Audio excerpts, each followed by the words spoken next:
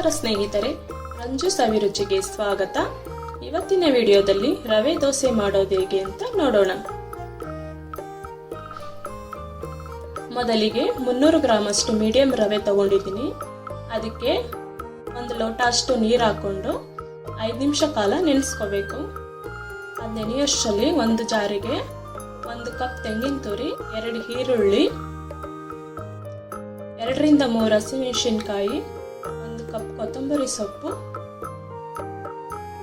4 ರಿಂದ 5 ಮೆಣಸು, ಅರ್ಧ ಸ್ಪೂನ್ ಜೀರಿಗೆ,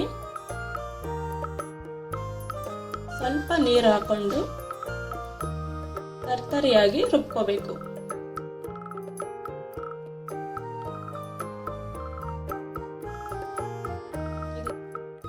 ತರ್ತರಿಯಾಗಿ ರುಬ್ಬಾಗಿದೆ.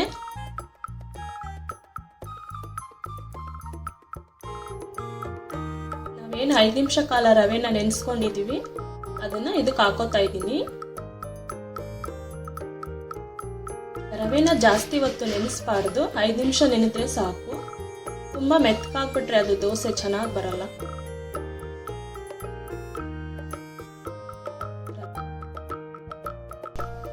ಇದಕ್ಕೆ 1 ಲೋಟ ಅಷ್ಟು ನೀರು ಹಾಕೋತಾ ಇದ್ದೀನಿ.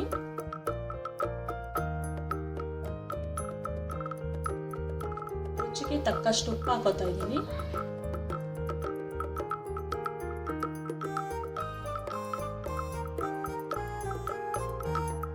ದೋಸೆ ಹಿಟ್ಟಿನ ಅದಕ್ಕೆ ರುಬ್ಕೋತಾ ಇದ್ದೀನಿ. ಇದು ರುಬ್ಬಾಗಿದೆ. ಇದನ್ನ ಒಂದು ಪಾತ್ರೆಗೆ ಹಾಕೋತಾ ಇದ್ದೀನಿ.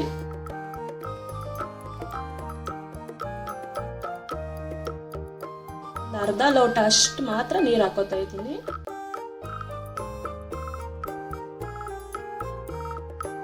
ದೋಸೆ ಹಿಟ್ಟು ಹದ ತರ ಬಂದ್ರೆ ಸಾಕು.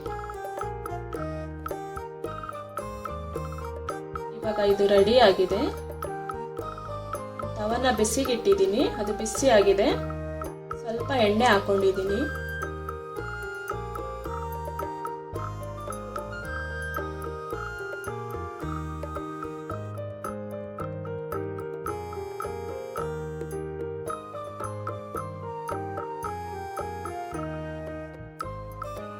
ದೋಸೆ ತರನೇ ಹಾಕ್ತಾ ಇದ್ದೀನಿ.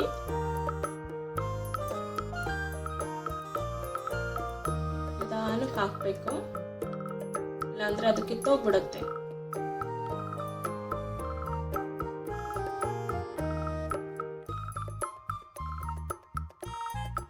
ಹೈ ಫ್ಲೇಮ್ ಇಟ್ಕೊಂಡು ಸುತ್ತ ಎಣ್ಣೆ ಹಾಕೋತಾ ಇದ್ದೀನಿ.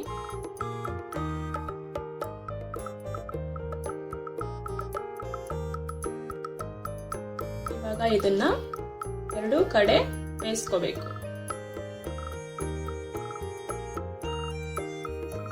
ಇವಾಗ ಇದು 2 ಕಡೆ ಬೆಂದಾಗಿದೆ. ಇದನ್ನ ಕಾಯಿ ಚಟ್ನಿ ಜೊತೆ ಸರ್ವ್ ಮಾಡ್ಕೊಂಡು ತಿಂದ್ರೆ ಚೆನ್ನಾಗಿರುತ್ತೆ.